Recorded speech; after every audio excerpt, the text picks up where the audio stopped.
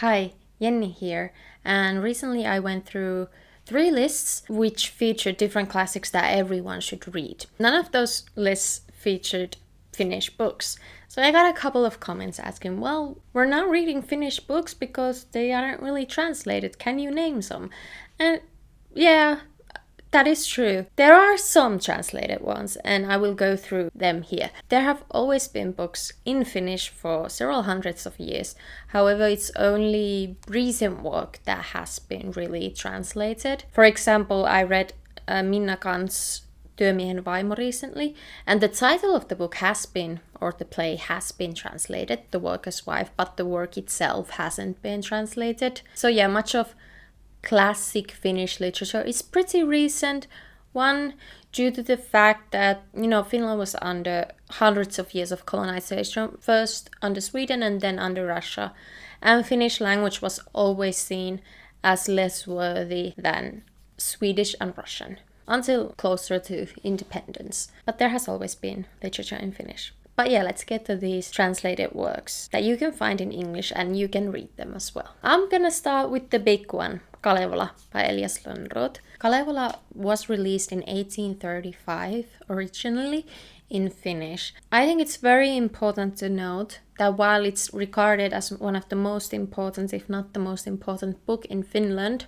the reality is that Elias Lönnrot, the author, gathered much of the material that he used as the basis, as the inspiration for Kalevala, was collected from the Karelia region, from Karelian people. Nowadays, that is more discussed, but when I was in school, it was always just presented as Finnish. And yes, Karelian people are part of the Finno-Ugric language group. However, they are their own people, Karelian people, and then of course Finnish people are obviously Finno-Ugric people as well. I just think it's really important to note that much of the material for Kalevala was collected in Karelia and from Karelian people, because when I was in school it was not discussed at all. I was an adult when I really learned where the material for the book was actually collected. Kalevala is a poetic epic, so it is kind of a Genesis story that then tells these different mythological stories that are based on the poems that were orally recited within these different communities. We have several plethora of characters, Väinö, Lemminkäinen, Aino, Kullervo. I would recommend reading Kalevala as long as you acknowledge that it is not just a Finnish story, it is Finnish and Karelian. The translation has many translators. I have not read the translated version, so I can't really say if the translation is good, especially since Finnish language can be so descriptive and very unique. I am worried that maybe some of that could get lost in the translation. So yeah, that's the first one. Alright, the next classic that was released in the 1870s is Seitsemän veljestä by Alexis Kivi, in English, Seven Brothers or Brothers Seven. The latest translation of this book was made by Richard Impola. And Seven Brothers tells the story of 7 brothers who are focusing on their work as farm workers. And the starting point of the novel is that the brothers decide that they should learn how to read and get married. This novel takes inspiration from Alexis Kivi's childhood. It's a really good depiction of what Finnish life was like back then. It is based on the historic area of Häme and really just shows regular people living their regular lives.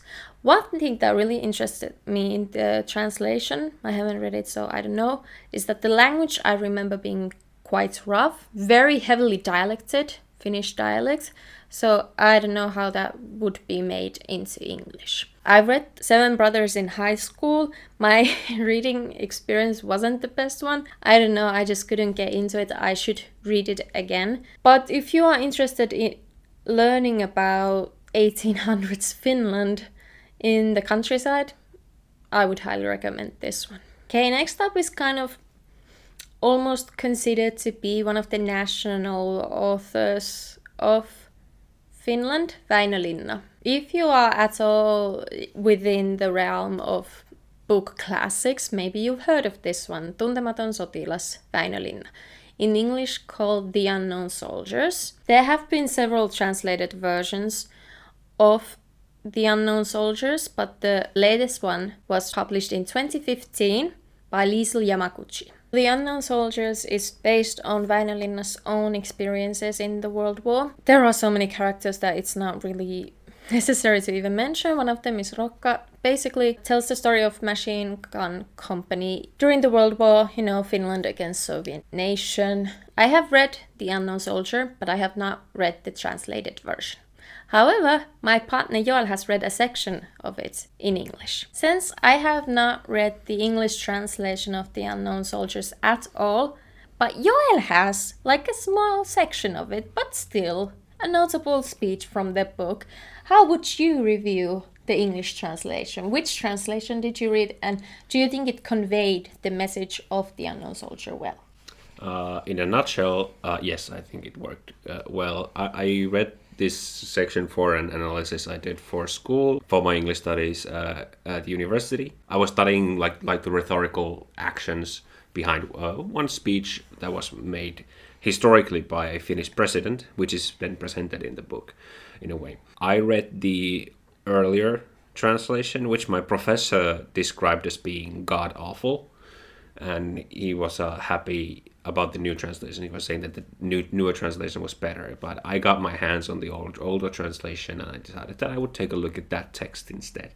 So I have not read the new translation. Do you remember what year the translation was released in? Not specifically, but it was the earlier one. It was not the 2015 translation. It was one of the earlier ones. I think the speech worked well. I didn't find any sort of issues, any glaring issues in the translation at all. I just felt like I was reading a speech in a text.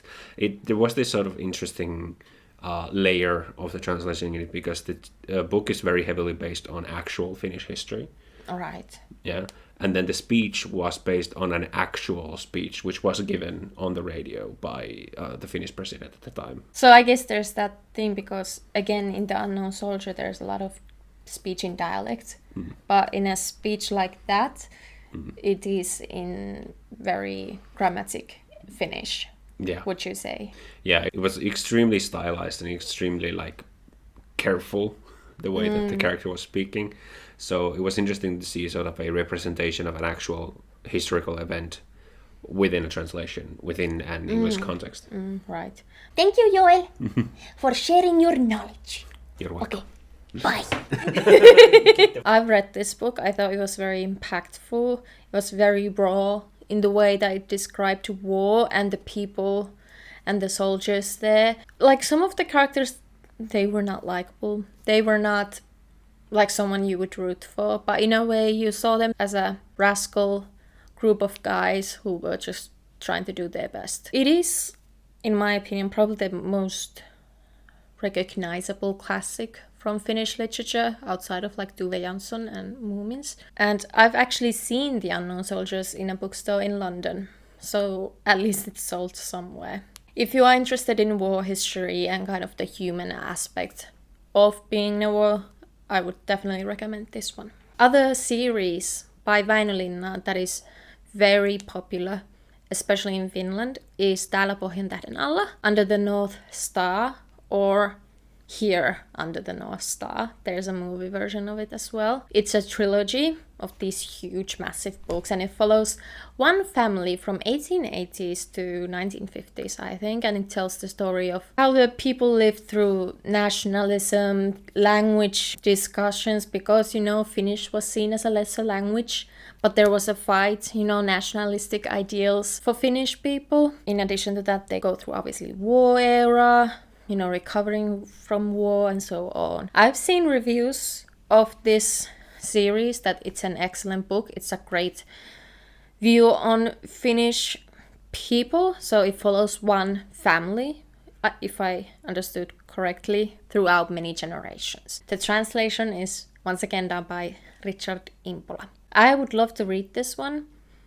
I haven't yet, because I'm a bit intimidated by how long those books are. But if you are once again interested in seeing how regular Finnish people live through these incredible historical moments in Finnish society, then I would recommend this one. Both The Unknown Soldiers and the first part of Under the North Star were released in 1950s, so they are quite recent classics as well. Again, because of the realities of Finnish language books. Okay, so I already mentioned her, but Tove Jansson, my legend, my icon. Many of her books have been released in English. Obviously, notably the Moomin series.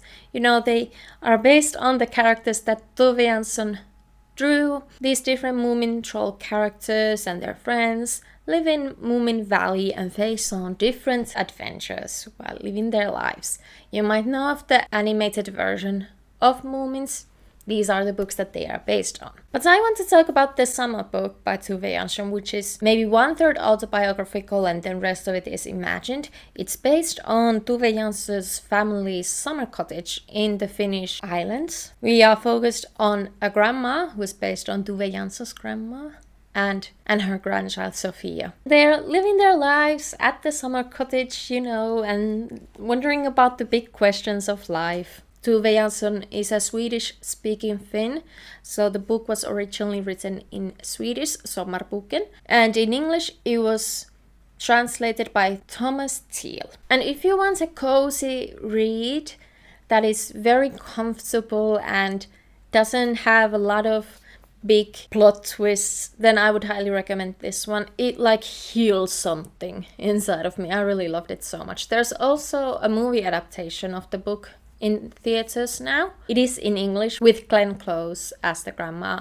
and it's really lovely. I really loved that movie. And now also even more recent classic of the future, Sophie Oksanen, Purge.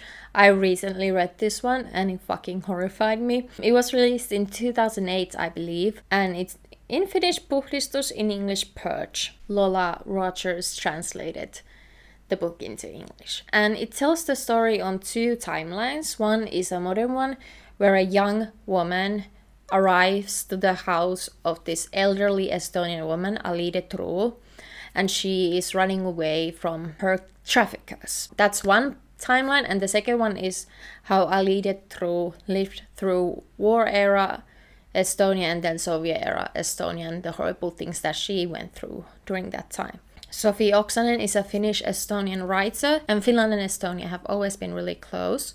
So it's very important to learn about this type of history, at least for me. And I think Sophie Oksanen as a writer is very engaging, even though at times it was very tough to read because the book discussed such difficult topics. I was flying through with the text. The writing is so incredible. So if you are interested in women's history during World War II and Soviet era Estonia, I would highly recommend that one. Alright, so those are some Finnish classics and future classics that you can find in English if you are interested in reading Finnish books. I hope you enjoyed this video. Subscribe to my channel for more videos about books and culture overall. If you want to see my book updates, follow me on Instagram at jenskosmos. I hope I see you in the next one. Bye!